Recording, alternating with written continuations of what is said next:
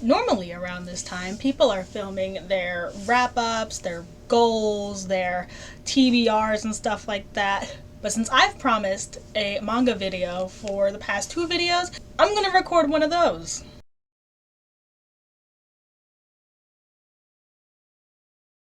Hello everyone and welcome to my channel. My name is October. If you're new around here, welcome. If not, welcome back. Yes, you're probably going to hear the sounds of a washer and dryer going on in the background because my door is right there based on where my shelves are, and my door is pretty thin, so you're just going to have to bear with me until it stops. Hopefully the alarm doesn't go off, but I don't know.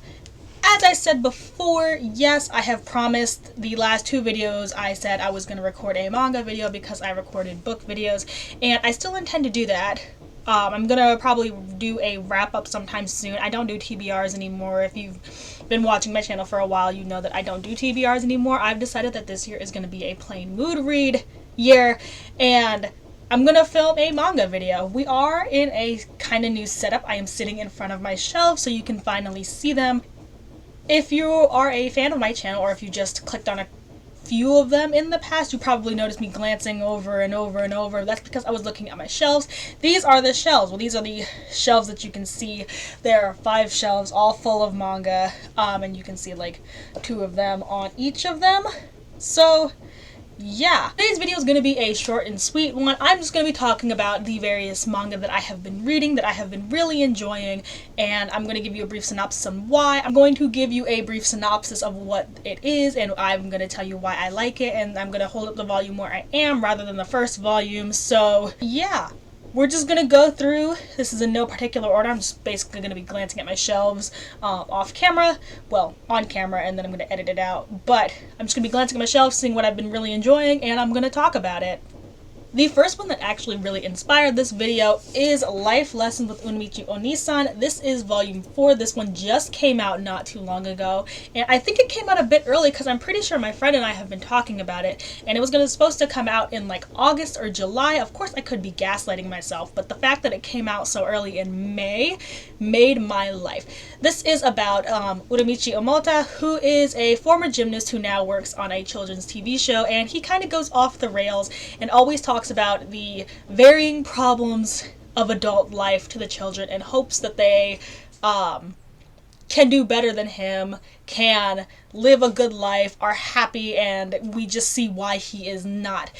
This volume actually gave us a lot of lore, like Uramichi lore and lore about the other characters, and we got to see them more in life before the show, and we kind of get to see more of their emotional state and figure out why they are the way they are. And it's so sad. Like, it gut punched me. Like, we went from one chapter where I couldn't stop cackling, and I had my friend read it, and she couldn't stop laughing. Mind you, we were in a store, so I had her read the chapter in a store, and then later that night, I loaned it to her, and she read it, and then the chapter immediately after dealt the most horrible gut punch, like emotional gut punch, and it just keeps bouncing between those two extremes. Like, it'll go from really hilarious to really insightful, and it's so good. I'm hoping that now that volume, they're 2-in-1s essentially. They're basically 2-in-1s. So I'm hoping that since this is volume 7 and 8, that we get another season of the anime, because the first 2 omnibuses did get their own season, so I'm hoping that these next 2 omnibuses get a season, because there are some scenes that just need to be voice acted, and the voice acting is always amazing in the series. And yeah, I enjoyed it. I love it. If you haven't picked up Life Lessons with Uramichi Onisan, it is actually a josei. Like, I shouldn't be that surprised, but I was the first time I heard it, but then I thought about it some more, and it makes sense. Yeah, great series, great comedy. It always hits. Literally every time that there's a joke, I laugh. There is nothing that misses in this series for me. It's always hilarious. It always delivers on the emotions that it's trying to convey, and it's so smart about it. Like, there's no just like low-hanging fruit comedy. Everything has to be built up, and it's so well executed that it just makes me die laughing every single time I read it, and I cannot wait until the next volume comes out. Hopefully it's soon, but I haven't heard any announcements, and I haven't really looked for it online to watch it, to read it, I should say. And I should probably do that because, it's so good, and hopefully the next volume comes out really soon, and hopefully we get another season of the anime. But Life Lessons with Uramichi Onisan definitely needs to be on everyone's list if you want to get more into josei, if you want to get more into comedy, or if you already like josei and comedy and just haven't read it yet, pick it up. Never misses, always great. I love this series so much, it lives rent-free in my head. Alright, honestly, this next one I just picked up because it was conveniently right next to Life Lessons with Uramichi Onisan, and there is a new volume either coming out soon or it is out and I just haven't had a chance to grab it. But I always enjoy this series. Every time I read it, every time I see it, the anime was fantastic. The anime is actually why I wanted to read it, and it's just so great. People who watch my channel a lot probably already know that I enjoy this series, but the series I'm talking about is Blue Period. This story follows Yatora Yaguchi. He is a kid who realizes that he is not having fun in life, or that everything is just too easy, and then one day he is so moved by his senpai's art that he wants to throw everything he has into art, and it makes him feel something, and it's so great. It's a great series about figuring out what you love, keeping up with your passions, trying to make a career out of something you love, and the difficulties of breaking into the art world, because it really gets into the logistics of trying to make it as an artist, especially in such a company-based, logical-based system such as Japan. And how everyone kind of looks down on people who go into art rather than something stable like finances or business or engineering. And as an English major, I always get the same concerns that a lot of people do when you figure out that they're wanting to go into art. Like, are you sure you want to do that? Is there like a career in that? And sometimes you just have to push forward and make it work. And this series really delves into that. This most recent volume that I read, volume 12, spoilers for this volume, we really get to see a lot of Yaguchi's college years and his struggles and his self-doubts and trying to push forward and make it into this career and this hobby that he loves so much and trying to make a living out of it, and struggling with whether or not he is where he wants to be. And it really hits home, especially for me where I am right now, trying to balance passions with stuff that you actually have to do to make it in life, and trying to see what's really important to you and if what you love is actually worth suffering for. And it makes me tear up sometimes. It's really good. If you haven't checked out the manga, watch the anime, because it follows beat for beat the anime. It's just in motion, and you can really feel all of the passion. It's in both the pages and in the anime. The passion the mangaka has about art, and plus seeing the art that they put in here. They commission people to do art for the projects that come up in here, and seeing them in color is very impactful, but still just seeing them in black and white in the manga pages still packs a punch. So if you haven't checked this out, this is a really good series, really good slice of life series if you want to get more into those, if you want to get more into like college stuff, college shows, college series. Another really good one for that, kind of drama-y. Very good. I highly recommend. It's very down to earth. Like, all of the drama is very human based, and it's not over the top. It's very realistic, and it's well paced, and I just love reading it, and I cannot wait to get my hands on volume 13. I'm pretty sure it's already out, so I think that's what I'm going to do this weekend. And then, yeah, great series. Really enjoy it. I haven't read it since volume 12, but I'm going to slap it on here because I am going to read it, and it's going to take over my life for a little bit. So, speaking of a series that kind of took over my life for a little bit every time I read it, I am rereading Naruto. This is technically the Shippuden era of Naruto, volume 32. Technically it's volume, 28 onward is Shippuden era, but it's all under the same Naruto label, and I accidentally started collecting it this year. I think it was this year. Either way, I think everyone knows what Naruto is. Naruto is about a guy who wants to be Hokage in a world full of ninja, and he has been an outcast his entire life, and he wants to be someone that everyone admires and respects. It's like a staple shonen at this point. I don't think I need to explain it to you, but I'm rereading it. technically it's a first read for me. I've never read Naruto. I watched Naruto up until the Chunin exams, and then I watched part of Shippuden, and then I kind of dropped it. So technically I'm going into Naruto with fresh eyes. So this is technically a first read, but it's not my first experience with Naruto. Did that make any sense at all?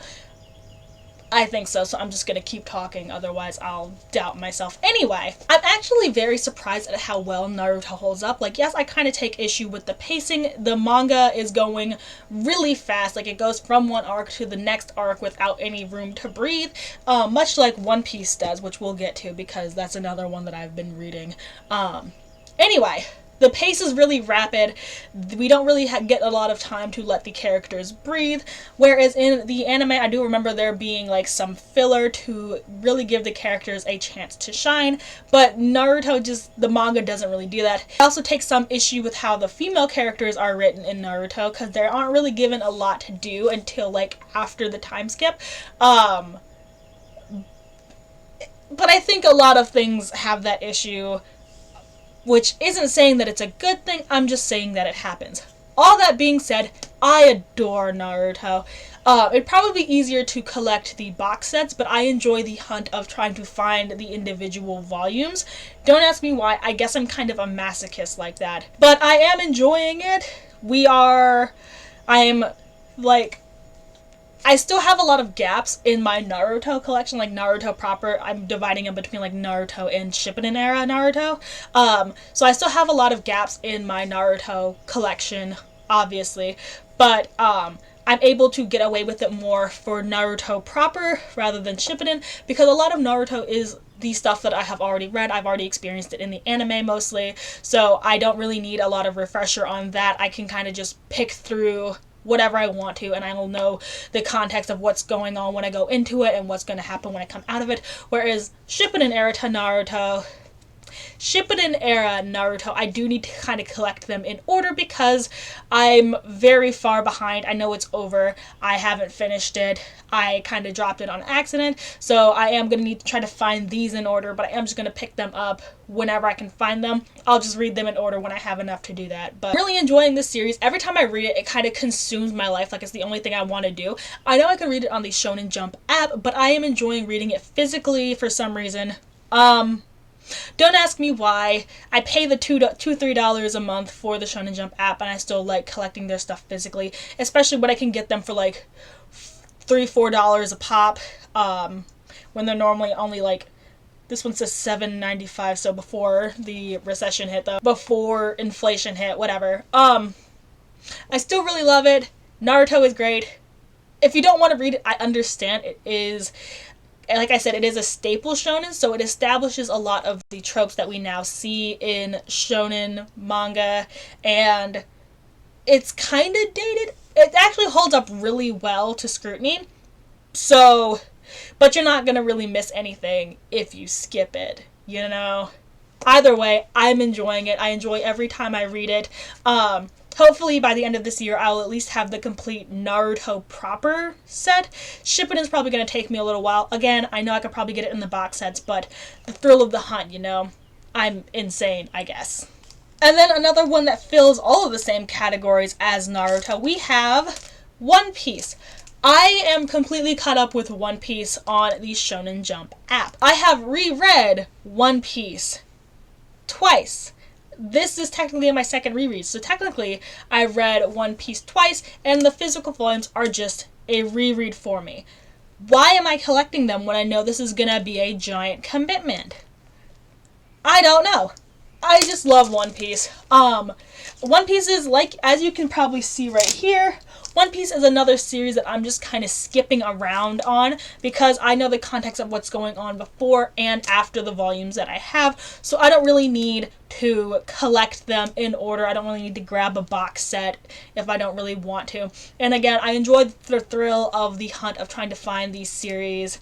One Piece is another one that I don't really need to explain. That's why I haven't really gone into what One Piece is. I think everyone who's read anime has at least heard a summary of what One Piece is, so I'm not gonna summarize it. Either way, I read volume 77 and 83 last night. I'm probably going to read 84 and 85 because I have those next. But I am just skipping around. I don't have a lot of One Piece. I know there's like 102 volumes out in English currently, and I have 1, 2, 3, 4, 5, 6, 7, 8, 9, 10, 11, 12, 13. I've read 13 volumes. I have like 3 more on my TBR, so I have a little over 10% of One Piece. You know, now that I say that out loud, it is really daunting. But either way, One Piece takes over my life every time I read it. I see clips of it. I watch it. I watch the movie. I cannot wait for Film Red to come out. Every time I interact with the series in some way, it just consumes my life and becomes the only thing I can think about for the next, 2 weeks. So obviously, even though I am skipping around on One Piece a lot, it is something I enjoy so much. The characters are great, the world building is great. The fact that, like Attack on Titan, almost everything in One Piece is a plot point that will come back around in a significant way later. It's just delicious. It's fantastic. I don't think I need to sing One Piece's praise any more than anyone else has. Whatever I have to say, someone else is going to say it 20 times better, but I still have to say that every time I read One Piece, it is something that consumes my life, and I'm interacting with it, so it's consumed my life a little bit. So on the complete opposite end of One Piece, where One Piece is kind of not exactly wholesome, but it's more wholesome than Goblin Slayer. I reread Goblin Slayer recently, the original Goblin Slayer, and I'm working through year 1 because I thought myself into a Goblin Slayer hyperfixation, and all I wanted to do was consume Goblin Slayer. So I reread the manga and I rewatched the anime, and then I'm working through year 1. I'm gonna read Brand New Day. I have Daikatana. I'm pretty much all caught up in the Goblin Slayer manga verse. I am probably going to pick up the light novels because they are leagues ahead of where the manga is, and they are very slow to release. So I'm probably going to have to read the novels to get more of a fix. But either way, Goblin Slayer, for those of you who don't know, is about a guy named Goblin Slayer, and it is essentially a D&D campaign. It kind of feels like a D&D campaign. None of the characters have actual names. They are just called by their titles. Like, he is Goblin Slayer. She is Wise Mage, and she is Farm Girl. They do not have names. They just go around by their titles, and they get into shenanigans. They kill some goblins. They make some friends. They teach Goblin Slayer how to bathe, essentially. It is a great series, but it is not as wholesome as I'm making it out to be. This is very violent. It has not exactly graphic SA. It's very heavily implied, and some of it is on page, but it's not very graphic because it is just still images. But it does make up a lot of the plot, so if you cannot handle that, don't read it. I, however, adore this series. It's mostly a character-driven story, so the characters are very well fleshed out for people who don't have names, but their interactions are so fun. You can really tell that they love each other a lot, that they care a lot for each other, and even though they say they're enemies, like the dwarf and the high elf, you can tell that they care about each other enough to want to keep each other safe. And personally, that's the stuff that I love to see in manga. I love to see people growing in a way that helps other people grow, and that they just care enough about each other to try to lift you from where you are and make you see that life is more than just work. You know, that's essentially what it all boils down to. They care enough about this guy to force him into friendship, and that's just really adorable. But it's in the most gruesome situations possible, and I just love it. If you haven't checked out Goblin Slayer, if you can handle it, I highly recommend it. It's a lot more than just people fighting goblins. Check it out. It's ruined my life a couple times because it's so good. It's just great. If you haven't checked it out, do it. Another kind of more underrated series on this list that actually kind of isn't a manga, it's a manhwa, it's a Korean comic. We have The Boxer. This is about a man named Yu, a boy technically, he's a teenager, just about to graduate high school teenager, named Yu, who doesn't have any attachments or any feelings or any emotions in life, and he gets swept up into the world of boxing. I described it to my friends as, if you like Demon Slayer, but want it in a more realistic setting, this is it. You get to see what somebody get the absolute crap beat out of them and then realize why they're sad. It's fantastic. It's another one of those character-driven series that all of the characters come together so well. Each one has a depth to them that you will never expect. It is getting an anime. Well, it is getting animated soon. I don't want to call it an anime because it is Korean and I know they have a different word for it there. But it is getting animated soon and I am so excited to see my resident emo man. Look at this boy. He's gonna move soon. That sounded horrifying, but it's so great. This man just kind of floats through life and lets things happen to him with no care in the world. And it's very sad. It's very emotional. It's very character driven. There's a lot of depth. I keep repeating it. The art style is phenomenal. Everything is in full color, so it is a bit on the pricier side, but I think it's worth it because the artist puts their heart and soul into this. Every impact has a physicality to it that just you don't really see a lot of other places. I don't know what to say about this. This is another reread technically for me. I read this as it was coming out weekly. Like, it hooked me so much that sometimes I would even think about paying money for it just to see what happened next. And now I can just pay money for it to collect it because this is one of my favorite series of all time. If you haven't checked out the Boxer but like Korean comics or want to get into Korean comics or want to get into sports comics in general, this is a good place to start. Like, you learn a lot of boxing technique, you learn how to cry silently in public, you just learn a lot. You learn to have empathy for everyone or a lot of people, even if you think they're awful, because they're always going through something. I know that's a thing that everyone says, you got to be nice to everyone because you never know what they're going through, but still, this really proves the point that you never really know what people are going through when they're putting out this front to them. And I think it's fantastic.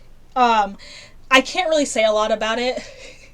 I don't really know how to discuss it without spoiling it, but you have to read it. If you want to get, like I said, if you want to get into Korean comics or sports comics in general, pick up the Boxer.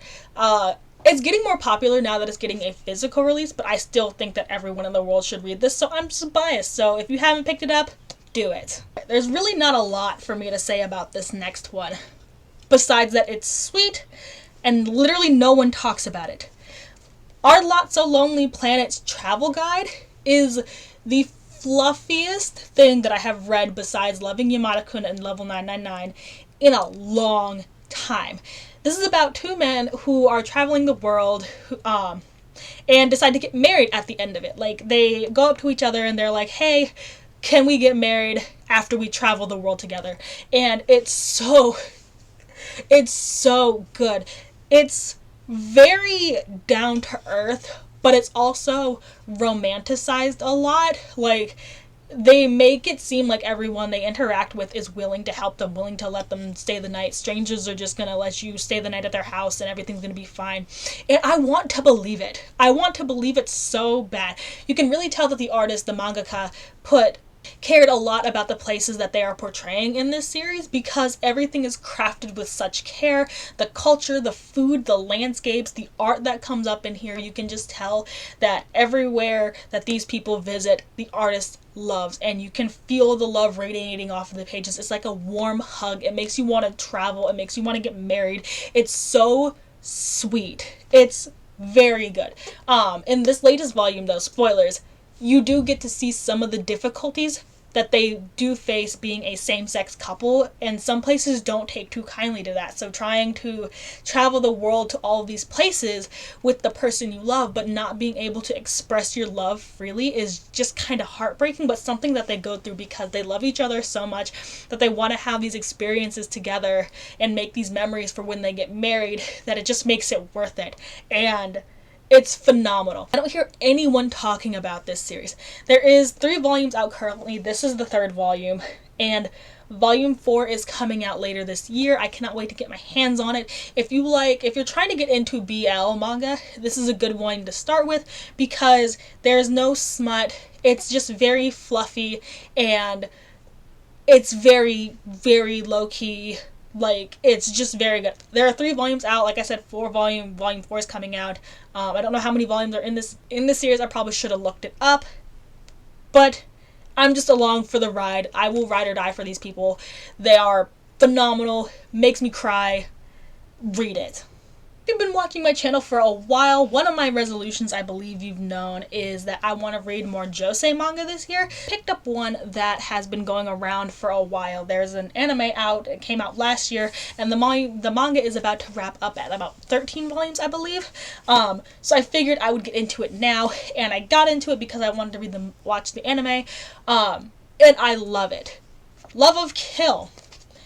It's kind of making some people uncomfortable because it is about a man who pretty much, I don't want to say he stalks her because it sounds bad, but he kind of does stalk her. He follows her. He's like, I like you. I'm going to make you like me. And it sounds bad. They're both assassins, but for some reason I can just let it go. Like I said, this is about 2 assassins, well, an assassin and a bounty hunter. And he falls in love with her and decides to make her try to fall in love with him, and it's very interesting. I love their dynamic. The banter between them is fantastic. There's so much depth that I haven't even covered because this is only volume 2 and I'm very far behind, so I cannot wait to keep diving into this. There's a mystery element to it. They're both hiding things from their past, or they're missing moments from their past, and we're trying to unwind that. He's trying to romance her. She's trying to get rid of him. There's just so much going on, and this is just the 2nd volume. There's betrayal. There is all these complications. There is a lot going on, and it's so good. I cannot wait to get volume 3. This is one I really can't talk about a lot because, like I said, I am only on volume 2, but I'm enjoying it. I cannot wait to get it more. Yen Press is having a weekly sale, so maybe I'll snag a lot of these volumes so I don't have to pay full price getting them physically, but I don't want to wait. We'll see what happens, but I am enjoying it. I am definitely going to pick up some more volumes when they come through, or like eventually. Soon. Another josei, kind of in the same vein of like romance drama, but this one is more realistic. This is Perfect World. This is about 2 high school sweethearts who get separated due to work and after graduation, and then they come back together to discover that the male love interest is in a wheelchair now, and they're going through life trying to navigate him being in a wheelchair and all the complications that come in not only life but trying to live together and be in a romantic relationship with someone with such a debilitating disability. And I love it. It kind of reminds me in a similar way of Josie the Tiger and the Fish, but that one is more about the social aspects of being in a wheelchair, whereas Perfect World really dives into the medical stuff, like the actual hardships that disabled people face. Simple things such as not being able to travel because there is like one stair in the way and you can't get over it on your own, so you're limited to just certain places that you can get to by wheelchair. Not being able to fully help your partner in the way you want to because you just can't do all the things that you want to because you're bound to the wheelchair. It really gets into, like I said, the more medical stuff, like how sometimes disabled people, like when you can't feel things from the waist down, you can get really constipated and you can't push it out on your own, and it's just all the stuff that you never really think about that comes with a disability. The author really puts it in your face and shows you that, hey, it is difficult, but if you love someone enough, you can get through it, and I love it. I'm a little bit less than halfway through this series. I believe it wraps up in about 12-13 volumes, and all of them are out now. I am on volume 5. I probably will get volume 6 and 7 soon because I want to wrap this series up really quickly because I adore it. It lives rent-free in my head. And it's just so sweet trying to see everyone navigate around all these difficulties for the people that you love, and I cannot get enough of it. So yeah, this is another one I recommend if you're trying to get more into romance, if you're trying to get more into josei, and if you really like really down to earth drama. This is it. This is it. Pick it up. It's great. It's fantastic. If you regret it, just tell me in the comments, but it's great. I think that should be the blanket statement for all of these. If you have read them, or if you read them because I suggested them, and if you have a different opinion of them than I do, let me know. I'll respect it. I'll respect it, but like, I love it, and you cannot make me not love it, so on to the next one. Alright, I'm not going to talk about this next one a lot at all because everything I love about it is a spoiler. This is Dr. Stone. It's ending in July. It lives rent-free in my head. It helps that my friend has read it because of my suggestion, so the bestie is bouncing her energy back to me, and I'm bouncing my energy back to her, and we're just going through it together because we're both trying to... It's completed on the Shonen Jump app, but I am someone who I have to read it physically because that's how I started it. And I did that with My Hero Academia too. Well, I didn't because I caught up to My Hero Academia on Shonen Jump, but I won't do that for Dr. Stone. I have lasted this long, I can wait another month. Or so I tell myself. I love this series, that's all I'm gonna say. Pick it up if you haven't. It's a lot better than you expect. It goes in a different direction than you expect. And it's fantastic. Good. I'm gonna make these next two my last ones, because otherwise we would be here for an hour. Bungo Stray Dogs. I am 3 volumes behind. I'm probably going to pick all of them up this weekend, or I'm going to order them for the Yen Press sale.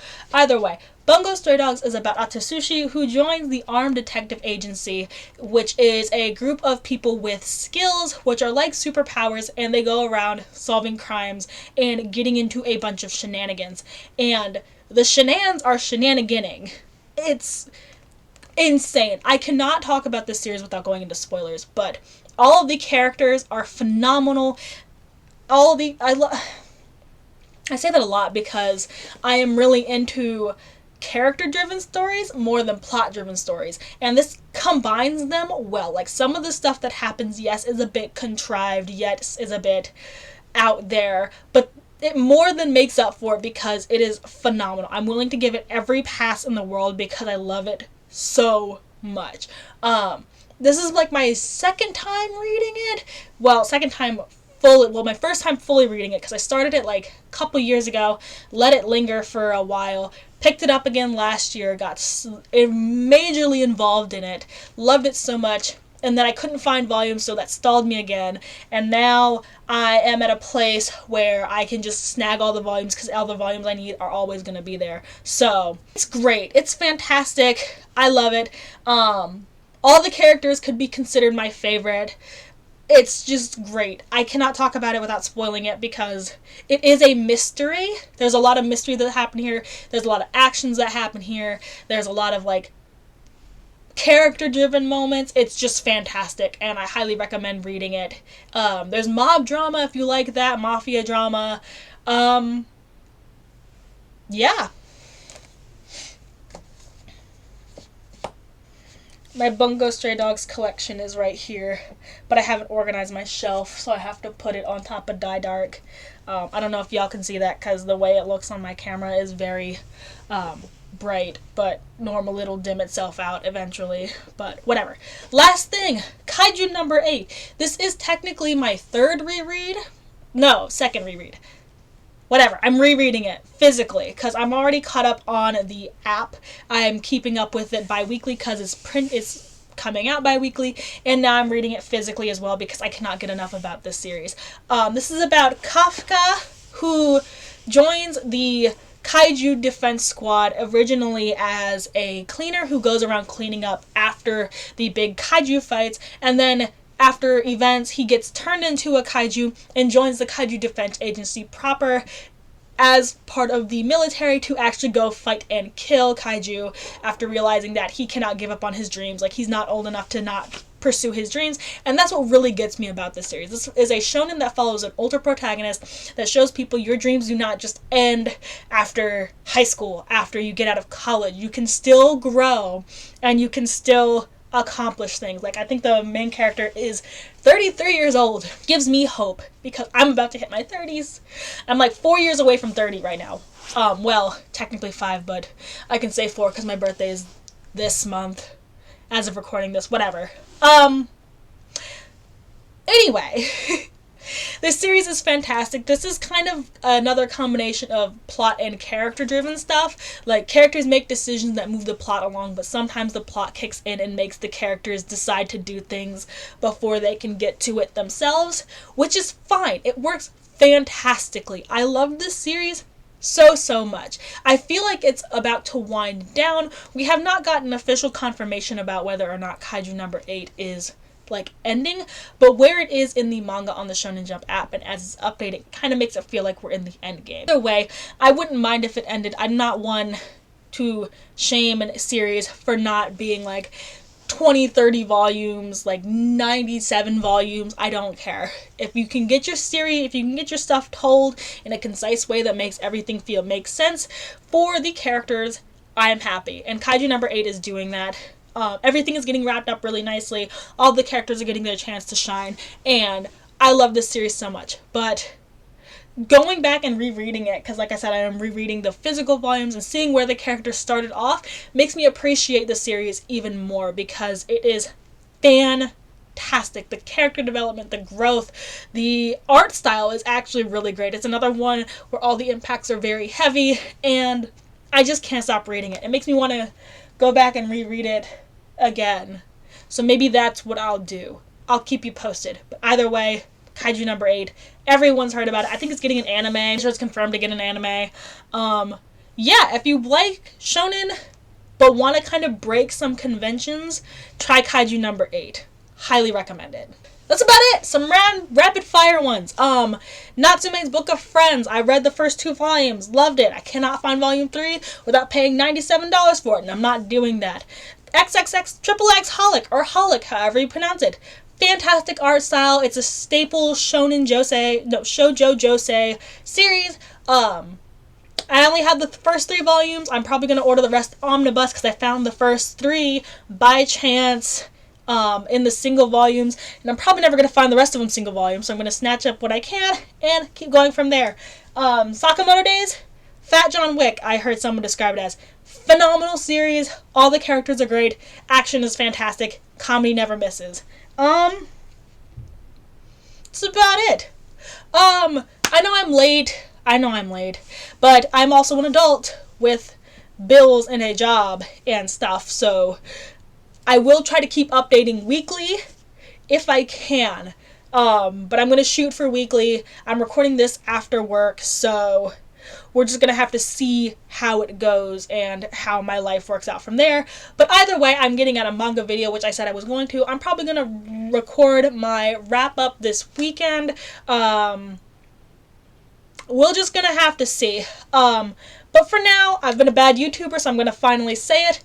Be sure to leave a like, leave a comment. What manga have you been reading recently that you've really enjoyed? Do you read manga? Did I recommend something to you that you haven't thought of before, that you've seen and you've thought about picking up and you just haven't yet? Did I inspire you to pick it up? You should probably pick it up. If you think you're going to like it, pick it up. Leave a like, leave a comment, subscribe, that jazz. If you like me recording in front of my shelves, I will do it more. My bookshelf is over here, so when I do a book video, I'll probably move over there. And since I'm recording a manga video, I'm recording a manga in front of my manga shelves. I'll try to get the lighting better. This is an experiment for me, so we're just kind of rolling here. But until then, I've been October. This has been the video. I hope you enjoyed it. Leave a like if you did, and I hope to see you in the next one. Goodbye.